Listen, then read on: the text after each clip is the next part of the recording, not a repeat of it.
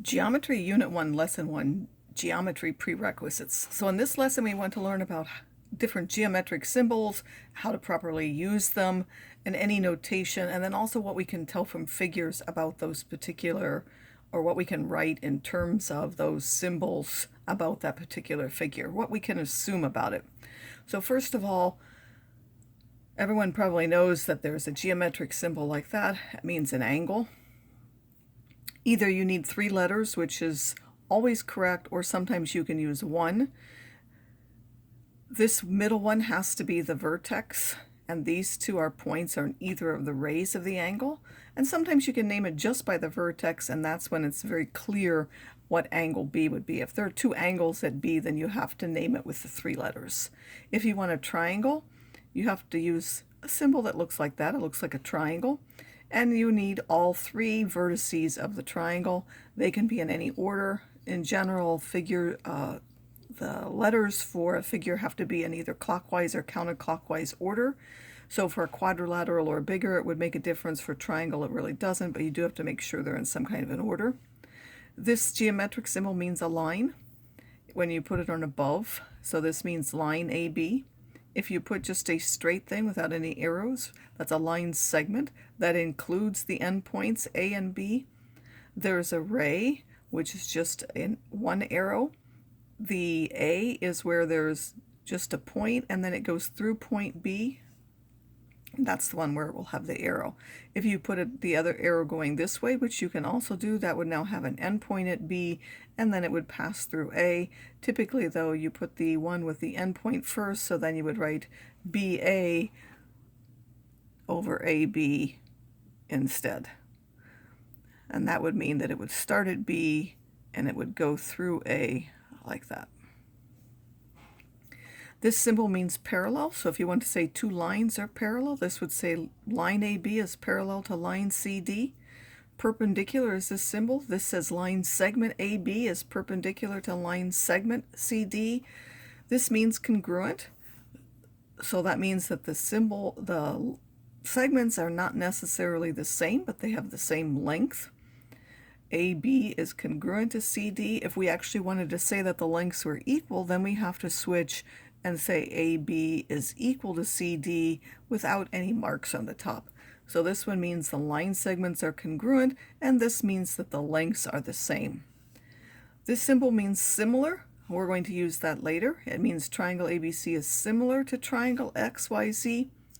Meaning, again, the shapes are not the same shapes, but they have some similarity in the measurements where one of them is either doubled or halved or something compared with the other one. Now, if we look at different figures like these, what can we actually tell from this figure? We can't assume in geometry more than what it says. So even though it may look like something is true, we can't assume that. For example, I cannot assume that DF is shorter than ED, even though it looks like in the figure. It is possible that someone drew this figure out of proportion and that this length is actually longer than this one. These marks on segments mean that those are the same length. So either we could write that ED, the segment ED is congruent to the segment EF, or we could write ED is equal to EF without the marks, and that would mean that the lengths are the same. But for now, we'll talk about congruence. The same is true for angles. We would not be able to assume that those are congruent unless it's marked. Here, for angles, you put the same number. Like here, I put 1 on each. I could put 2 on each. I could put 3 on each. Here, I put 2 on these. For the angles, I could have had just 1. I could put 3. As long as they have the same number of marks on them, that's what means they're congruent. So in this one, we have angle EDF. Again, the vertex D, where the angle is at, must be the symbol in the middle, is now congruent to, and this is now angle EFD. That's all you can tell for that picture.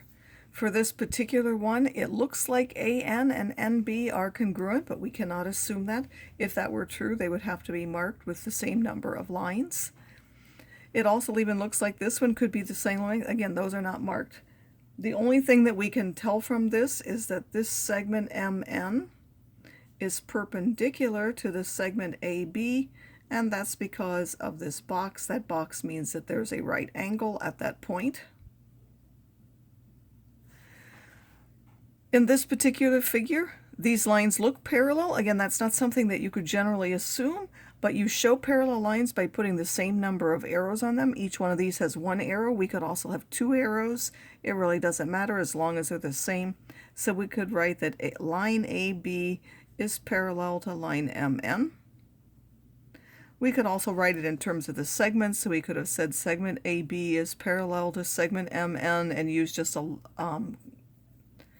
line segment at the top without any arrows on it. We could also say that the rays are parallel, but since the lines are given, that's what we'll show. There isn't anything else really we can say from that figure, so don't assume more than what is identified by different markings. Again, congruent line segment markings, congruent angle markings, right angle marking, parallel markings.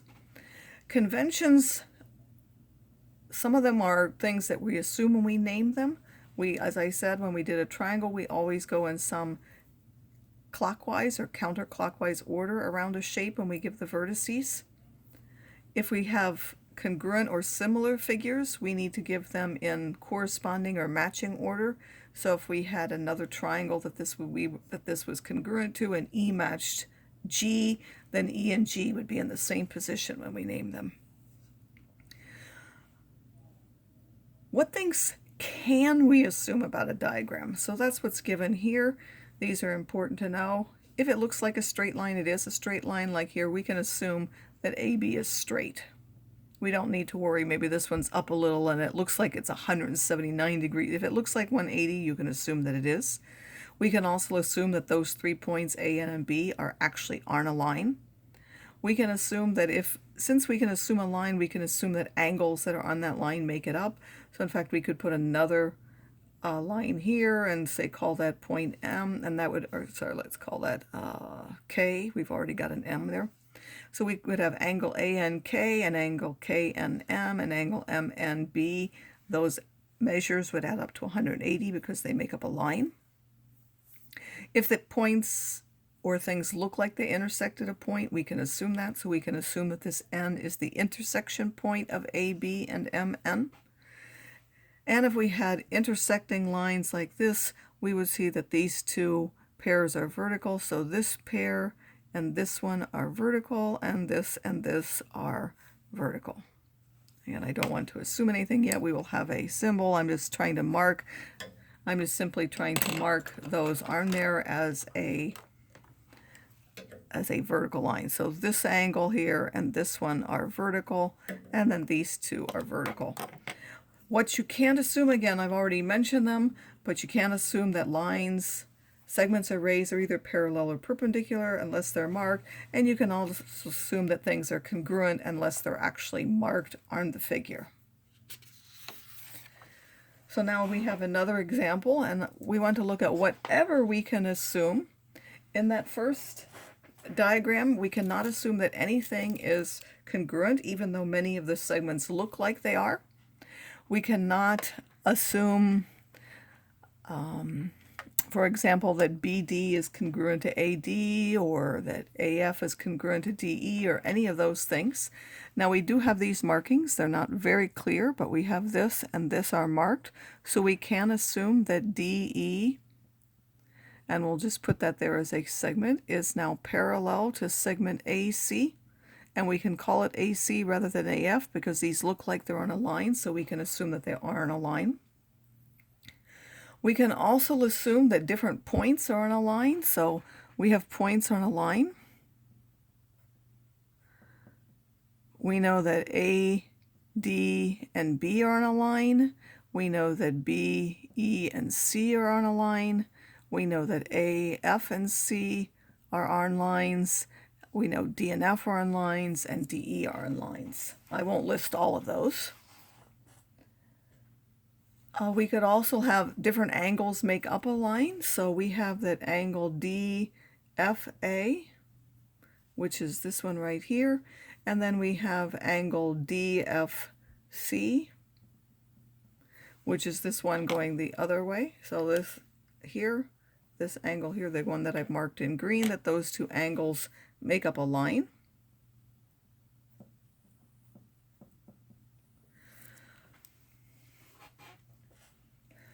And that's really all that we can tell from that figure. For the next one, again, we cannot say anything about perpendicular here. They look like they're perpendicular, but we can't assume that. The only one that we can assume that's perpendicular is down here because it's actually marked. We can say that AC is perpendicular to BC. We can't say anything about congruent segments because there's nothing marked. We can say about points on a line again. We have A, D, and B. Those look like they're on a line, so we can assume that. We can assume that A and C are on a line, and of course B and C, and of course any 2 points always make up a line, but on this particular line we can assume that B and C are the endpoints and A and C are the endpoints because they look like that. We also have DC. Another thing that we could assume is that these 2 angles make up that right angle, so angle ACD and angle BCD, they make up the right angle.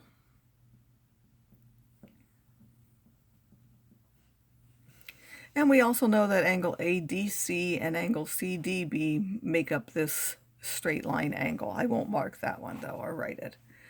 So there are different types of angles that you should have seen before. I'm just going to remind you of the definitions. An acute angle is one that has a measure between 0 and 90, so it will be a smaller looking one. A right angle is when it's exactly equal to 90. An obtuse angle is when it's more than 90, so it's more than that. Straight, this is more than that 90. Straight is when it measures exactly 180, And then complementary angles, those are 2 angles that together add up to 90. They don't have to be touching, they could. So for example, if you have a right angle and you split it in 2, these 2 parts are complementary. But they don't have to be connected. They can be far apart from each other. If one is 20 and the other one is 70, those are complementary angles. Supplementary angles, those are 2 that add up to 180. They make up a straight line. Again, they can be connected like this. This angle and this one would be supplementary because they make up that line. Or they could be separate in 2 different places. One could be 110 and the other one could be 70 degrees, and together those would make up 180, so those would be supplementary. So let's look at some angles and just review what those are. 67, that's less than 90, so that is an acute angle. Because it's less than 90, it has a complement, so if you do 90 minus 67, which will give you 23 degrees, that its complement would have to have a measure of 23 degrees, and supplement, since they have to 180, do 180 minus 67, and that would be 113 degrees. 115 degrees, that is more than the 90 but less than the 180, so that's an obtuse angle. Because it's more than 90, it has no complement. It does have a supplement. Again, you subtract 180 and that will give you 65 degrees. This one is exactly equal to 90. That makes that called a right angle. You can't add another one to it to make 90 degrees because it already is, so it has no complement. Supplement would be 180 minus that, which would be another 90-degree angle. So 2 90-degree angles are supplementary with each other. And I've already mentioned this about the line segments, about the difference in these 2 notations. This means the line segment itself, whereas this means its length. And then for angles, this actually means the angle, but this is its measure. So if I'm talking about degrees, that would be a measure. So if I want to say that the measure of an angle, meaning it's a right angle, then I would say the measure of that angle is 90 degrees. If I were talking about the angle itself, I would simply say that angle ABC is a right angle. When we're talking about congruent angles, we can either say that they're congruent like this. This means the angles themselves have the same measure. But now if we want to say that the measures are the same, then we have to put an M in the front and put an equal.